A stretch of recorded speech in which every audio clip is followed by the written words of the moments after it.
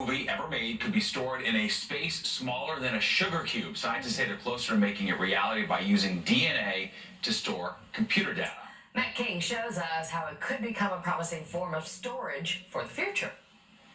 There's sort of a looming crisis in data storage. And so our government's Intelligence Advanced Research Projects activity paid for Georgia Tech Research Institute senior research scientist Nicholas Geis and his team to devise an alternative to the growing number of warehouses on the planet filled with racks and racks of hard drives, crammed with more and more digital data every day, and projected to run out of space for all of humanity's digital content in just a few decades. We're sort of taking our lead from biology. Instead of the ones and zeros of a hard drive that starts to deteriorate in a decade and sits inside a factory of blinking lights and cables gobbling up vast amounts of energy and money, It can be upwards of like $10 million a year to operate one of those. Geis's team, with the help of its partner Twist Bioscience, printed sequences of artificial DNA It's equivalent to biological DNA, but we're growing it entirely synthetically. onto a nano-fabricated chip. It expects to improve the capacity of existing, mostly boutique, DNA storage by a factor of 100, allowing every movie ever made to live inside something the size of a sugar cube, and those massive facilities of servers employed by the Facebooks and Googles of the world